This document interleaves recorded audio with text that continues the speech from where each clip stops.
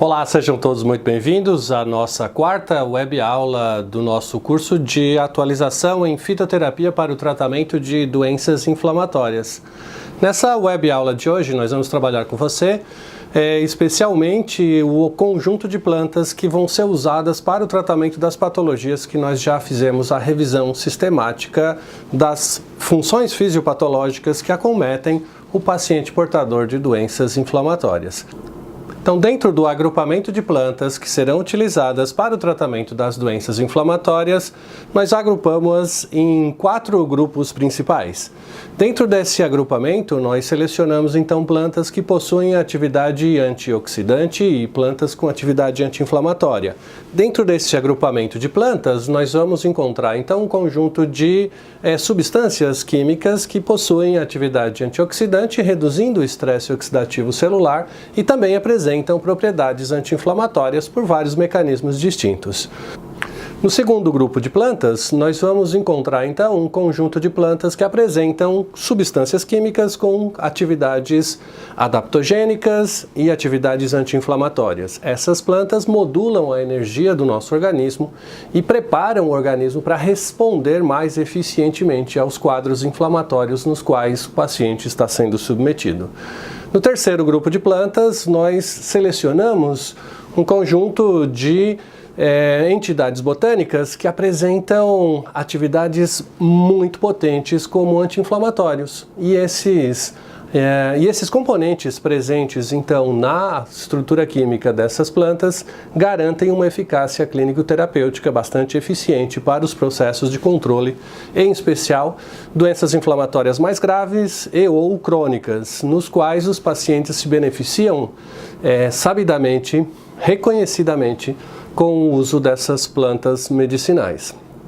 No nosso quarto grupo de plantas, nós encontramos então uma seleção de plantas para uso externo, para uso tópico, em processos inflamatórios que demandam uma atividade local, superficial, em lesões, em soluções de continuidade cutâneas e ou processos inflamatórios associados ou não a infecções de pele e ou lesões cutâneas inflamadas. Então, dentro dessa abordagem inicial farmacológica, nós vamos começar com a fitoterapia para o tratamento de doenças inflamatórias, utilizando antioxidantes e anti-inflamatórios. Dentro desse contexto, a primeira planta que nós sugerimos dentro dessa abordagem é a Camellia sinensis. Camellia sinensis, que apresenta um conjunto de substâncias químicas na sua estrutura, caracterizadas quimicamente como catequinas. Então nós vamos encontrar a epigalocatequina, a epicatequina, a epicatequina 3-galato. Além desses compostos relacionados à categoria das catequinas, nós vamos encontrar ainda dentro da Camellia sinensis cafeína, taninos condensados, que apresentam, por sua vez, atividades complementares às ações anti-inflamatórias e antioxidantes caracterizadas para as catequinas. A indicação principal da Camellia sinensis, recomendada pela Organização Mundial da Saúde e pela Anvisa, inclui as ações antioxidantes, ações anticarcinogênicas, ações termogênicas, antimicrobianas e anti-inflamatórias. Para que efetivamente a Camellia sinensis possa ser empregada para essas indicações terapêuticas, é necessário que nós reconheçamos algumas características mínimas necessárias. Para a atividade farmacológica atribuída à Camellia sinensis com esses fins antioxidantes, anti-inflamatórios, é indispensável que nós tenhamos um controle da padronização dos princípios ativos, em especial das catequinas, que vão ser empregados numa dose conhecida reconhecidamente anti-inflamatória e ou antioxidante. Para isso, nós recomendamos um modelo de prescrição para o qual se aplica então a Camellia sinensis, extrato seco a 40% de polifenóis totais, 300 mg, com uma dose equivalente a 120 mg de polifenóis totais expressos em ácido gálico.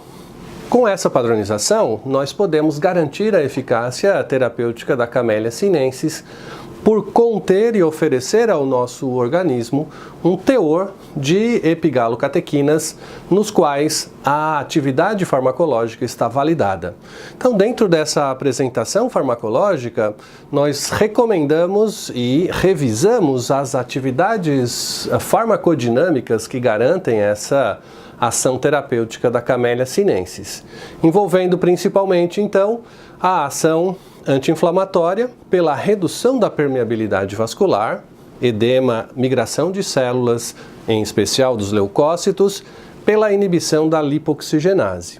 Temos também a ação antioxidante, pela proteção das células endoteliais da hipóxia ao estímulo inflamatório. Temos também a promoção da lipólise pela inibição da fosfodiesterase do AMP cíclico e aumento dos níveis intracelulares nos adipócitos de AMP cíclico. Isso leva a um aumento da atividade da proteína quinase A nesses adipócitos. Além disso, esses efeitos antioxidantes também promovem uma ação antitumoral reconhecidamente validada por ensaios clínicos farmacológicos. O efeito anti-inflamatório e antiedematogênico associado à Camellia sinensis também tem uma vinculação direta pela sua capacidade de inibição das atividades do TNF-alfa.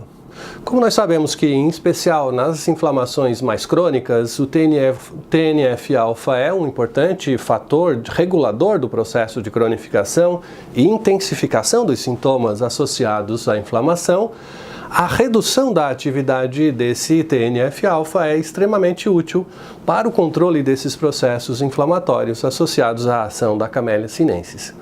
Um outro mecanismo bastante sugestivo é a ação antioxidante. Camellia sinensis e os seus conteúdos de epicatequinas são capazes de sequestrar os radicais livres já formados durante os quadros de estresse oxidativo e também são capazes de promover uma ação de potencialização da expressão das nossas defesas antioxidantes naturais. Ou seja, as epigalocatequinas não só suprimem a produção dos radicais livres, em especial do radical superóxido, mas também estimulam a expressão das superóxido dismutase, catalase e glutationa peroxidase, removendo com isso o agente causal do processo inflamatório associado ao estresse oxidativo, melhorando as condições para o reparo celular durante os quadros de infecção, tanto aguda quanto nas lesões mais crônicas, onde o processo de oxidação está bastante presente, prejudicando ainda mais e reagudizando os quadros de inflamação crônica. Então, essa atividade antioxidante é bastante importante e referendada por ensaios clínico-farmacológicos realizados na literatura consultada para emprego dessa planta com essa finalidade.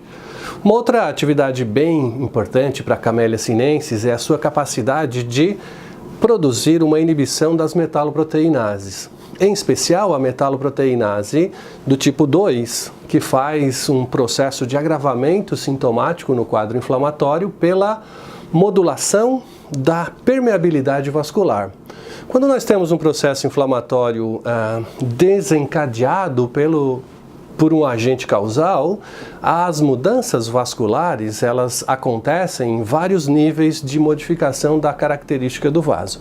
Uma delas para o aumento da permeabilidade vascular e facilitação do processo de recrutamento dessas células para o espaço perivascular onde o processo lesivo inflamatório está acontecendo, é necessário que sejam ativadas as metaloproteinases para a desestabilização da membrana basal do leito vascular. Com isso, as metaloproteinases digerem o cimento de ligação entre essas fibras musculares vasculares, permitindo que haja com isso o extravasamento plasmático de proteínas, de líquidos e também a facilitação da migração de células para o leito perivascular. Com isso, nós detectamos que as catequinas presentes na Camellia sinensis são capazes, então, de produzir uma inibição das metaloproteinases, resguardando a migração de células para o leito perivascular a partir do conteúdo plasmático do vaso. Essas ações são bastante importantes porque reduzem a formação de edema associado ao quadro inflamatório e, em alguns casos, como no caso das degeneração articular, a redução da atividade das metaloproteinases também previne a degradação da matriz de cartilagem da articulação, preservando a integridade física e funcional dessa parte da articulação. Fundamentalmente, um outro efeito associado aí a Camellia sinensis é a modulação do processo energético do organismo através do processo de lipólise. A lipólise efetivamente acontece em função da atividade da cafeína, que faz uma inibição da fosfodiesterase do AMP cíclico, aumentando os níveis intracelulares e a disponibilidade do AMP cíclico para a ativação da proteína quinase A. Nos adipócitos, a proteína quinase A é capaz de regular a ativação das lipases do triglicerídeo, ou seja, aumenta a intensidade da lipase presente dentro do adipócito para a mobilização dos ácidos graxos que estavam contidos e armazenados no adipócito na forma de triglicerídeos.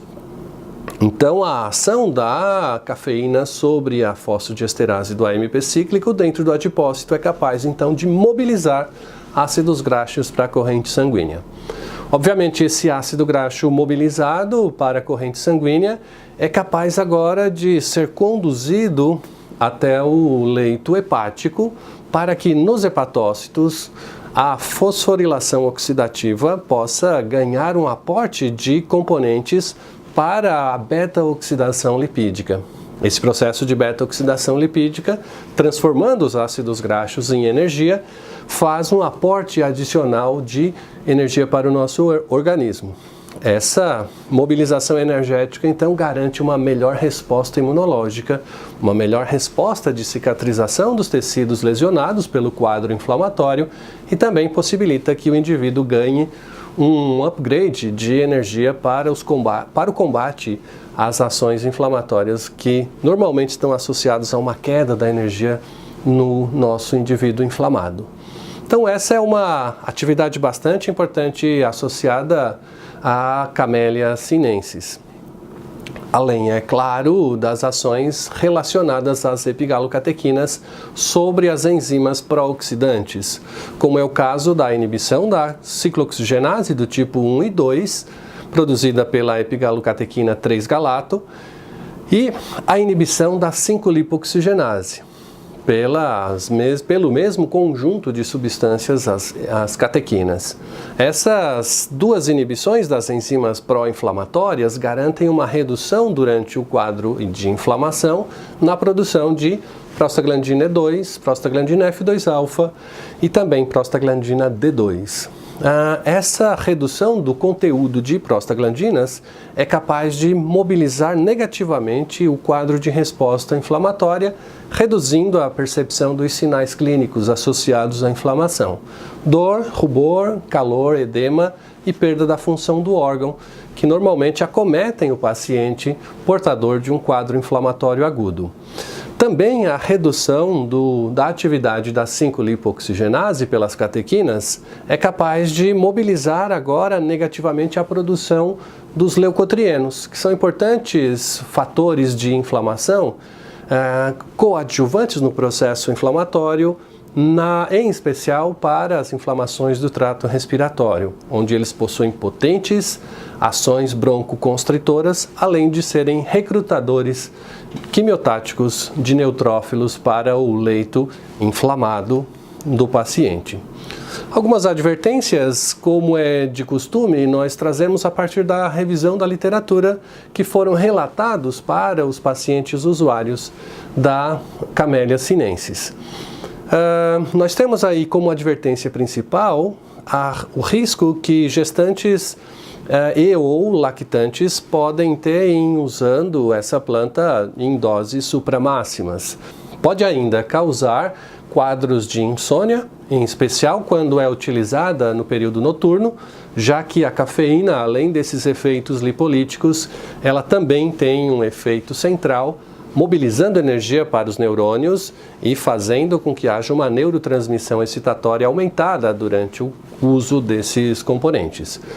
Como reações adversas, também é interessante ressaltar que o uso de concentrações mais altas de Camellia sinensis pode produzir alguma resposta mediada pela cafeína de aumento da frequência cardíaca e da força de contração do músculo cardíaco. Então, pacientes cardíacos devem ter um comedimento no uso dessa planta dentro de padrões terapêuticos adequados para a obtenção do efeito farmacológico, minimizando então as características de efeitos adversos que podem ser decorrentes, em especial, de uso em concentrações supramáximas para essa planta. A Camellia sinensis, ela está então descrita nas monografias oficiais na Europa, no Conselho, no European Medicine Agency e também na Organização Mundial da Saúde. Por isso, é uma planta extremamente interessante para o controle de processos inflamatórios, em especial aqueles que envolvem quadros oxidativos lesivos celulares mais aprofundados.